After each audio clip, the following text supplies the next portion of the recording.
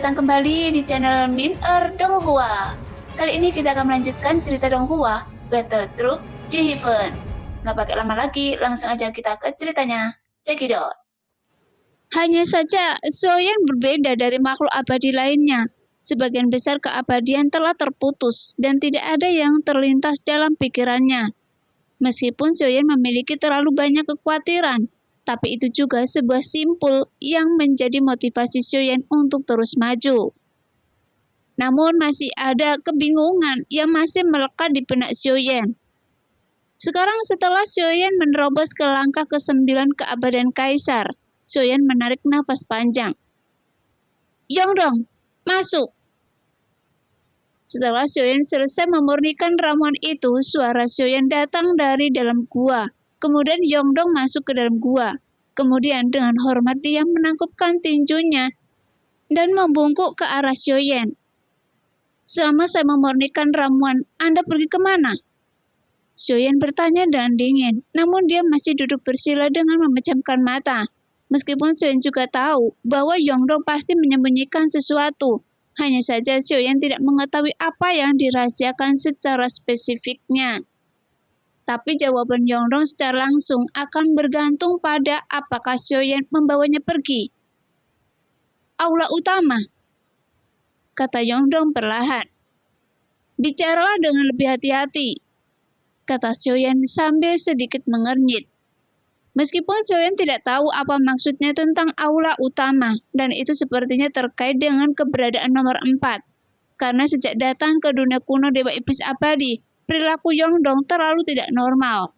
Bahkan dia melakukan trik luar biasa, seperti keterampilan bertarung inti klan Dewa Asli. Bahkan dia menggunakan jari pembunuh bintang yang belum pernah dia tampilkan sebelumnya. Dan masih banyak trik yang dia tampilkan, sehingga Yongdong terlihat terlalu aneh. Ini terkait dengan klan Cimi, dan saya tidak bisa mengatakan lebih banyak lagi. Jika tidak, maka... Saat Yongdong berbicara, dia tidak menyelesaikan kata-katanya, sehingga dia tampak malu di depan Zoyan. Benar itu, Zoyan perlahan membuka matanya, kemudian dia melihat Yongdong dengan dingin. Meski Zoyan tidak tahu apa yang disembunyikan Yongdong, tapi dalam semua kejadian selama ini, itu tidak menyebabkan kerugian apapun pada Zoyan. Dan Zoyan merasa bahwa Yongdong lebih seperti dikendalikan oleh seseorang. Karena setelah masuk ke dunia kuno, sepertinya ada tangan besar yang tak kasat mata yang mengendalikannya dari belakang Zoyan. Oke, Anda bisa keluar.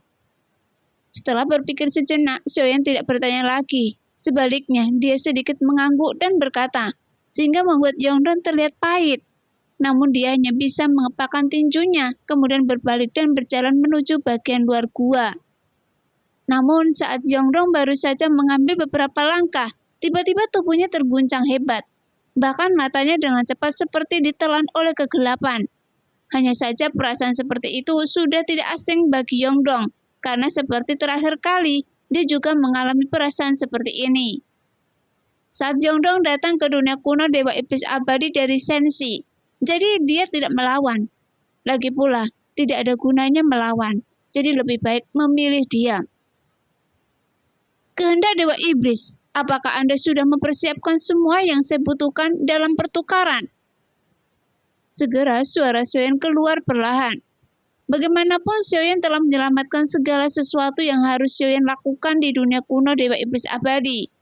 Meskipun Zoyan belum mendapatkan terobosan menuju keabadian para dewa, namun avatar Dewa Asli dapat dianggap telah mencapai keabadian para dewa. Bahkan kekuatan Zoyan sendiri juga telah meningkat pesat, sehingga jarak untuk menerobos keabadian para dewa juga tidak terlalu jauh. Lagi pula, Zoyan tidak tahu apa yang terjadi pada dunia Senshi, karena Zoyan tidak bisa mengendalikan banyak hal selama dia di dunia kuno Dewa Iblis Abadi. Jadi sekarang, Zoyan harus kembali secepat mungkin, karena dengan pertukaran ini, dia bukan satu-satunya yang akan kembali. Tapi ada juga 50.000 orang kuat keabadian para dewa dari dunia kuno Dewa Iblis Abadi bersamanya. Dan dengan pasukan setingkat mereka, itu juga akan menjadi kekuatan yang sangat dahsyat. Semuanya sudah siap dan dapat ditukar kapan saja. Suara halus dari kehendak Dewa Iblis Abadi segera terdengar. "Saya ingin memeriksanya," kata Xiaoyan dengan serius. Setelah suara Xiaoyan jatuh, tiba-tiba retakan kosong muncul di dalam gua, dan Xiaoyan segera berjalan langsung ke dalam celah tersebut. Meskipun ada tekanan yang sangat kuat yang dibawa oleh celah perpindahan ruang, tapi bagi Xiaoyan tidak banyak dampak yang dia rasakan. Bagaimanapun Xiaoyan didukung oleh tubuh yang abadi, jadi meskipun di dalam perpindahan ruang kehampaan ini, sepertinya Xiaoyan tidak merasakan tekanan sama sekali. Setelah beberapa saat, sosok Xiaoyan muncul di sebuah bintang dan dia melayang di tengah udara. Segera Xiaoyan melihat sekeliling, meskipun tempat ini cukup gelap saat Xiaoyan tiba, Xiaoyan juga bisa merasakan banyak aura yang sangat kuat. Bahkan jika itu hanya keabadian para dewa tingkat kedua. Namun setelah mencapai jumlah tertentu, ini juga akan menjadi kekuatan yang menakutkan. Tepat ketika Xiaoyan keluar dari celah, 50.000 keabadian para dewa juga mendongak dan melihat Xiaoyan dengan tatapan aneh. Langkah ke-9 keabadian Kaisar? Apa? Apakah kita akan mengikuti perintah yang memiliki kekuatan langkah ke-9? Jelas, penampilan Xiaoyan tiba-tiba menimbulkan keributan. Mereka mungkin memiliki ekspektasi yang terlalu tinggi pada Xiaoyan. Itu sebabnya mereka agak kecewa pada Xiaoyan ketika dia muncul. Saya pikir kita akan mengikuti orang kuat teratas dari dunia sensi, seperti Yang Mulia. Tapi bagaimana orang ini bisa menjadi langkah ke-9? Jika kekuatannya berada di langkah ke-9, maka dunia sensi mungkin berada di ujung tanduk. Jadi ketika kita pergi ke sana, bukankah kita semua akan mati dan tidak memiliki kehidupan? Pada saat ini, suara-suara yang berbeda terus dari banyak orang kuat keluar. Saat ini, Xiaoyan masih berdiri di udara, melihat 50.000 orang ini dengan mata acuh tak acuh. Tapi dia tidak berbicara dan menunggu kerumunan menjadi tenang. Meskipun ada diskusi terus-menerus, tapi ada satu hal yang Xiaoyan mengerti, bahwa semua orang di sini masih teratur. Jadi Xiaoyan terdiam saat melihatnya, dan akhirnya keributan itu berangsur-angsur menjadi tenang. Namun semua mata mereka masih tertuju pada Xiaoyan. Setiap orang seharusnya sudah mengetahui masalah ini dari kehendak Dewa Iblis Abadi, dan Anda semua diperintahkan untuk pergi ke dunia sensi. Tapi saya akan jujur kepada Anda semua. Alasan Anda semua pergi ke dunia sensi adalah untuk membantu pertarungan orang-orang dari dunia sensi untuk melawan invasi antar dunia. Tapi dengan ini, saya bisa berjanji kepada kalian, setelah pertempuran ini selesai, saya akan mengirim kalian semua kembali ke alam kuno Dewa Iblis Abadi. Dan saya akan memberi penghargaan kepada semua orang dengan murah hati. Segera, suara Xiaoyan nyaring dan kuat keluar. Bahkan ada kekuatan abadi yang sangat agung yang terkandung dalam suara tersebut.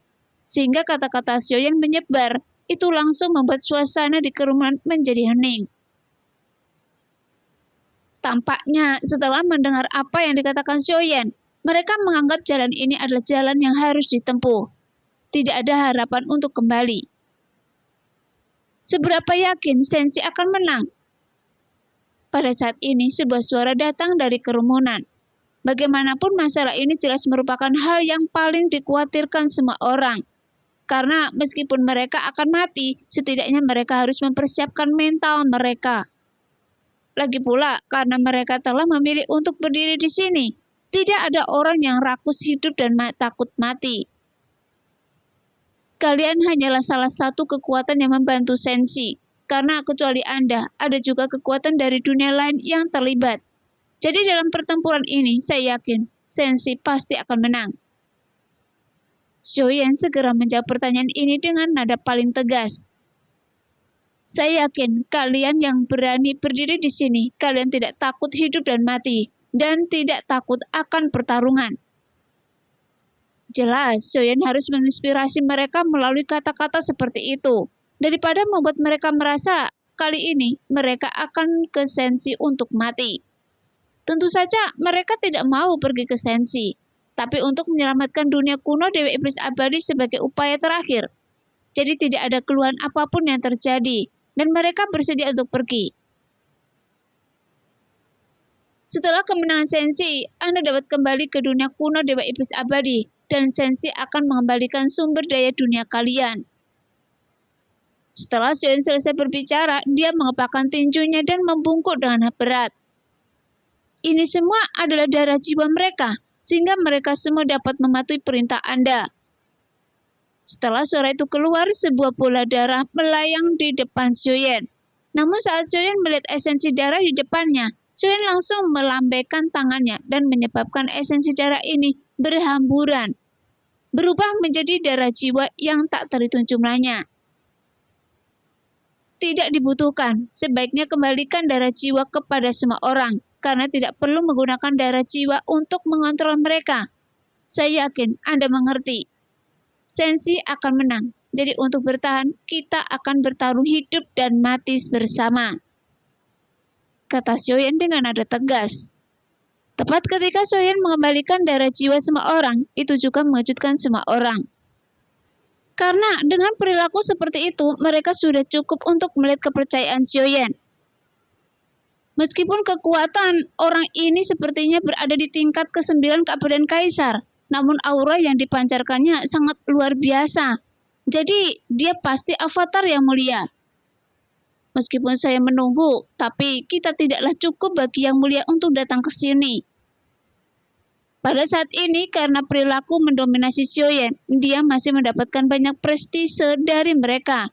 Tentu saja, mereka juga merasa bahwa Xion adalah orang yang cerdas.